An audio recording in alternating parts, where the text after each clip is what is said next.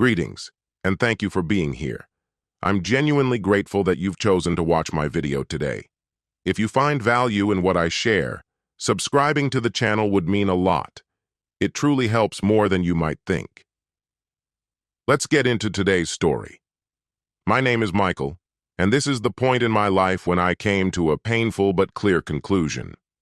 I'd rather be alone than remain in a marriage with someone who was ashamed to admit I was her husband.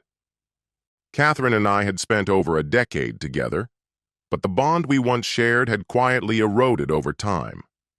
What began as a close and affectionate relationship had grown cold and distant.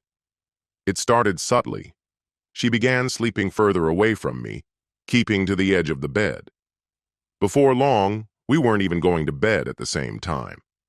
Those small, comforting rituals at the end of the day vanished. Catherine always had a reason to stay up. Answering work emails, rearranging the pantry, folding laundry, anything to avoid sharing space or time with me. Physical affection slowly faded into non-existence. She always had an excuse: exhaustion, work-related stress, migraines, or simply not being in the mood. The only times I felt any warmth from her were during moments when she faced a crisis she couldn't handle on her own. In those situations, she would welcome my help, especially if I resolved things efficiently. But as soon as the issue was fixed, she returned to her usual emotional distance. It felt as though she wanted a husband only when it served her needs. Emotional connection? That was optional. She wanted the title and benefits of marriage, without offering the effort and reciprocity that came with being a spouse.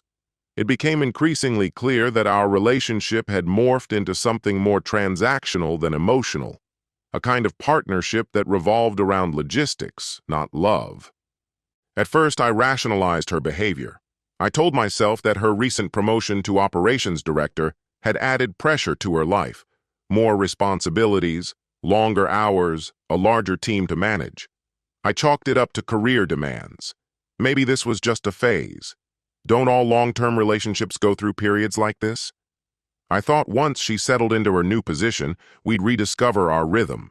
But as months passed, it became unmistakable that this wasn't a phase. This was her new way of being, with me at least. The emotional gap kept widening, and what had once been the occasional chill turned into her default way of interacting with me. Whenever I tried to talk to her seriously about what was happening between us, she would dismiss my concerns outright. She insisted that everything was fine, accusing me of being too sensitive or overly dramatic. When I brought up our dwindling intimacy or lack of affection, she would scoff and tell me I was clinging to unrealistic expectations, that we weren't teenagers anymore, and mature relationships didn't revolve around romance. But her actions told a different story. Despite claiming nothing was wrong, she consistently rejected any attempt I made to reconnect. Her mood around me was short-tempered and irritated more often than not. Eventually, criticism replaced silence. She found fault in almost everything I did. My clothes weren't right. My haircut was unflattering. I wasn't eating healthy enough. She'd even comment on how I talked to my own family. I felt like I was walking on eggshells, always second-guessing what to say or do. But slowly, I began to see a pattern in her disapproval. Catherine's career had taken off over the years, and her income had far surpassed mine. While I worked steadily as a regional sales manager, her role as operations director brought in nearly double my salary. She often talked about the people she worked with, the high-end cars they drove, the luxurious homes they lived in, the exotic trips they took. Whether intentional or not, these comparisons sent a message. The life we shared no longer measured up in her eyes. The moment everything crystallized for me happened on an otherwise ordinary evening. I'd left a few plates in the sink after dinner. Catherine walked in, saw them, and exploded. She accused me of being selfish, lazy, and inconsiderate. But then she took it further, far beyond frustration over dishes. She told me I was beneath her, both professionally and financially, and that I should feel lucky she hadn't already left. According to her, most women at her level wouldn't even consider being with someone like me, someone who hadn't kept up. In that instant, the woman I had devoted 12 years of my life to told me, plainly, that staying married to me was charity work, that I was a burden she had chosen to tolerate.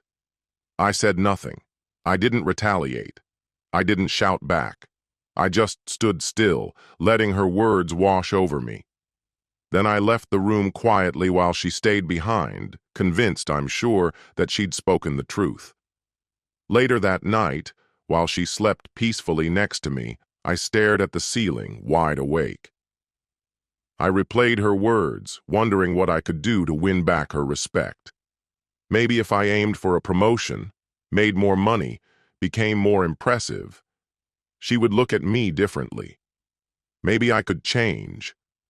But the longer I lay there, the more I realized something else. No matter how hard I tried, her version of success and my reality didn't match. And at some point, something inside me broke free. In the following days, I stopped trying to mend what was broken between us. Instead, I turned my attention inward, toward my career, my goals, my own sense of purpose. I began working longer hours, taking on new projects, building connections in my field. I didn't ask Catherine how her day was, or what I could do around the house. I stopped trying to fix us. My energy shifted to improving myself, hoping, maybe, that she'd notice a change and reconsider the way she saw me. But nothing I did seemed to matter. In fact, the harder I worked, the more she seemed to resent me. She treated my late nights at work as proof that I'd finally started taking life seriously, though always said with a sarcastic edge. And in the next breath, she'd complain I wasn't pulling my weight at home. Over the months that followed, her contempt only grew bolder. She didn't even bother hiding it in public. In front of friends and family, she would make cutting jokes about my job, mock my income, even belittle my dreams. She would draw comparisons to other men, more successful, more ambitious men, clearly men she respected more than the ones she married. Despite the increasingly cold and hostile way Catherine treated me, I kept trying to hold on to whatever connection remained between us. I still made a point of complimenting her when she dressed for work events and offered small acts of affection, the kind that once flowed easily in our relationship. But my efforts were either mocked or met with indifference. If I told her she looked good, she'd snap back with a sarcastic comment about my own wardrobe. Any attempt to express kindness was either dismissed or turned into a criticism. After months of trying to repair a bond that was clearly unraveling, while she continued to treat me with scorn, we were invited to a celebration marking 25 years of marriage for a pair of old friends. It was a special gathering for close companions and family to commemorate the milestone. Catherine told me she had urgent work that demanded her attention and said she couldn't justify spending an evening at a party, even for friends who had meant so much to us over the years. I gently encouraged her to reconsider, reminding her how supportive those friends had been and how much it would mean for us to be there. Eventually, after some coaxing, she reluctantly agreed to come along. On the day of the celebration, I dressed in my finest suit, taking extra care, not just to look appropriate for the occasion, but also to remind her that I could still present myself with dignity and class. Catherine, too, dressed beautifully in a flattering outfit that made her glow. Before we left, I looked at her and told her sincerely how lovely she looked and how proud I was to be attending the event by her side. As usual, she brushed off my words with an eye roll and a biting remark, implying I was being overly theatrical or fake. It was as if acknowledging the compliment was beneath her. I kept a smile on my face, burying the hurt as best I could. At first, the evening seemed promising. The venue was tastefully arranged, the ambiance cheerful and warm. The music, the food, the mood, everything created a sense of genuine celebration. Our friends welcomed us warmly, and we mingled with the other guests, joining in to honor a successful and enduring marriage. For a while, Catherine managed to play the role of the devoted wife. She smiled when people asked about our life, engaged in polite conversation, and gave the impression of a happy, stable relationship.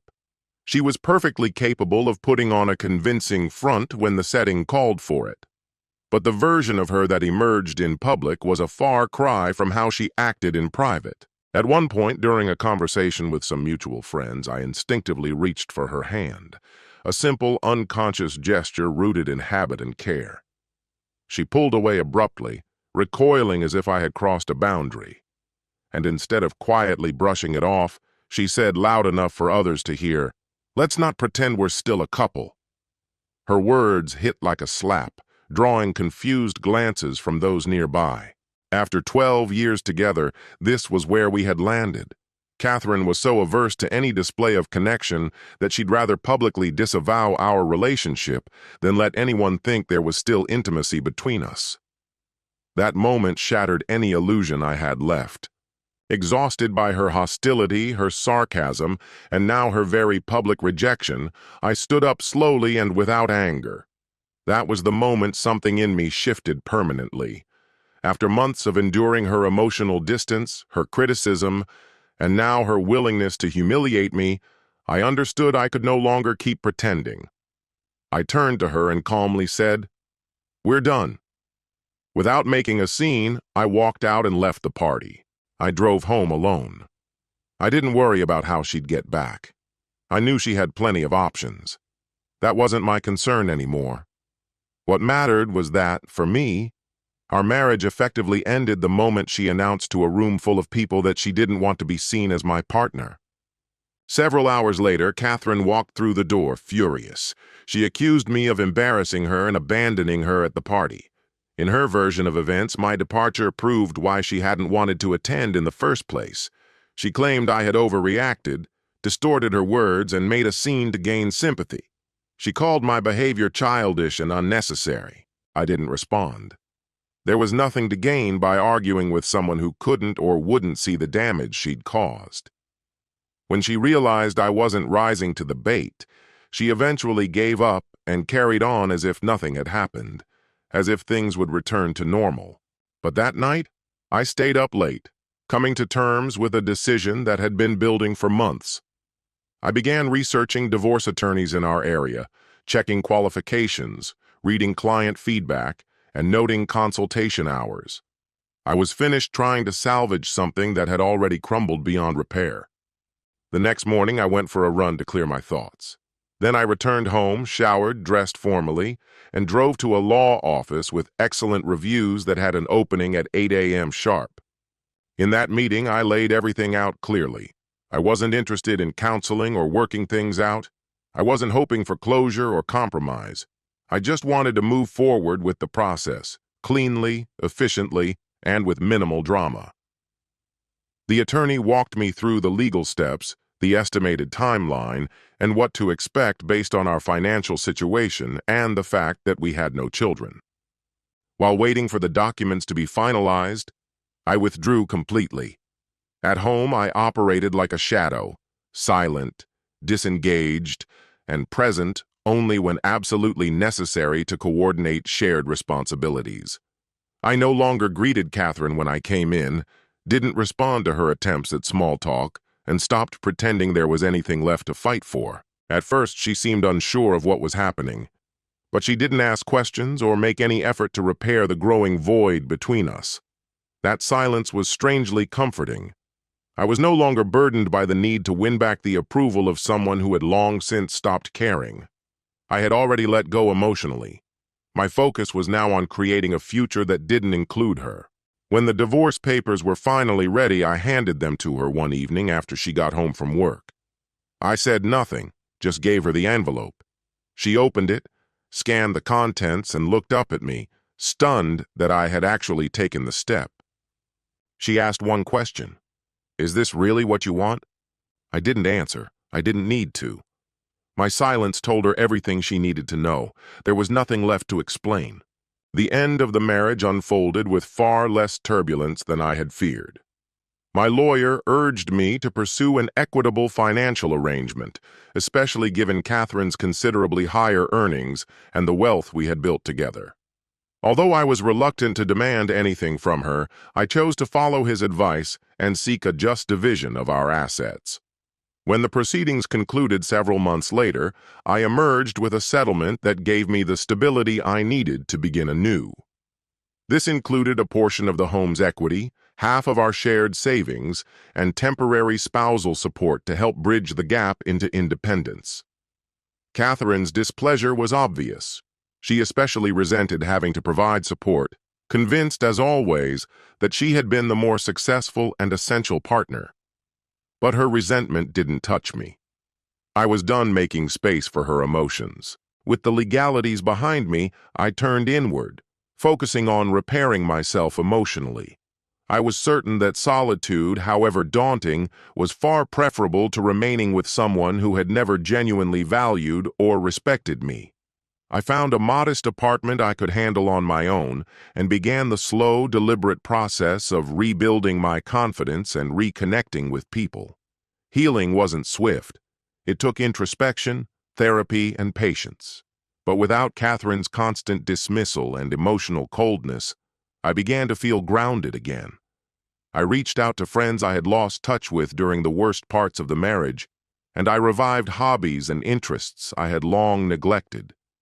Nearly 3 years after the divorce had been finalized, an unexpected message from Catherine appeared in my inbox.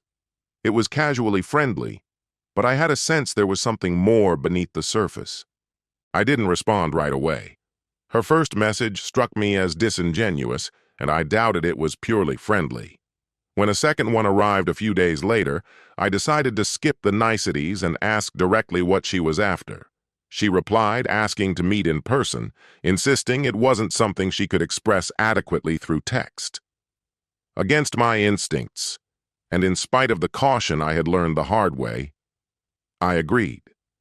I suspected the meeting wouldn't lead anywhere meaningful. A few days later, she showed up at my apartment. I anticipated a short, awkward exchange, but instead, she had come with something more prepared, almost rehearsed. What followed was a long, emotional reflection on our past, heavy with apologies. Catherine began by acknowledging that I had been a loyal and devoted husband, something she hadn't fully appreciated at the time. She admitted that in the years since, following a string of disappointing relationships, she had come to realize how rare those qualities were. Her obsession with career success and social image, she said, had blinded her to what truly matters in a relationship. She expressed regret over having prioritized superficial achievements over the love and commitment I had given her. She even brought up the infamous anniversary party, the night she had publicly humiliated me, and admitted that it had been a cruel, unnecessary act.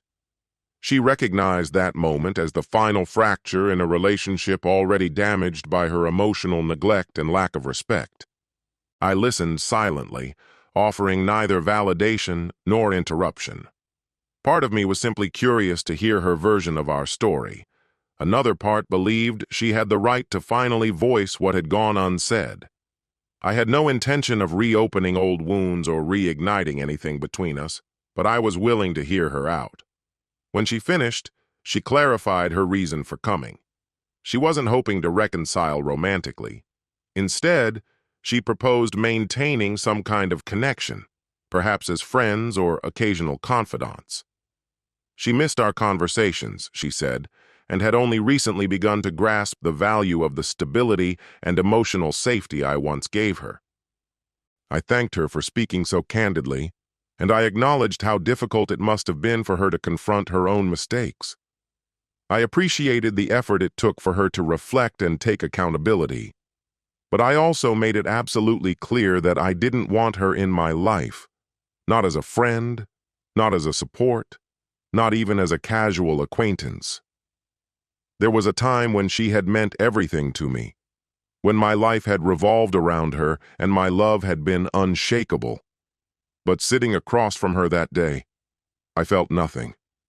The love I had once carried had long since been extinguished, scorched away by the pain of her actions and the collapse of our marriage. She was no longer someone who held any emotional claim over me. Her feelings had no bearing on my peace. Though I forgave her for my own sake, not hers, that forgiveness didn't come with an invitation. I told her gently but firmly not to reach out to me again. To truly move on, I explained, I needed to let go of the past entirely, and that included letting go of her. I had created a life that did not include her, and I intended to protect that peace. She left that afternoon clearly disappointed, though she appeared to accept my decision. It seemed she had hoped her apology might open a door to some form of ongoing connection, but I had drawn a line that would not be crossed. That door was closed, and I had no intention of reopening it. As I reflected on our final conversation, I felt no regret, only a quiet, steady sense of closure. Some bridges are not meant to be rebuilt. Her visit only confirmed what I had already come to understand. Walking away had been the right choice. My life, though quieter now, was infinitely more peaceful without the emotional manipulation and constant criticism that had once defined our relationship. Being alone was far better than being made to feel invisible. If those 12 years with Catherine taught me anything, it's this. No amount of love can make someone treat you with the respect you deserve. They either see your worth or they don't. Catherine's actions had shown me the truth long before that devastating anniversary party. I had just refused to believe it. In the end, she gave me a painful but invaluable lesson in self-worth. Often, it's the people closest to us who leave the deepest scars. Recognizing that and choosing to leave may be hard, but it's the only real path to healing. That chapter of my life is over, and it's staying closed.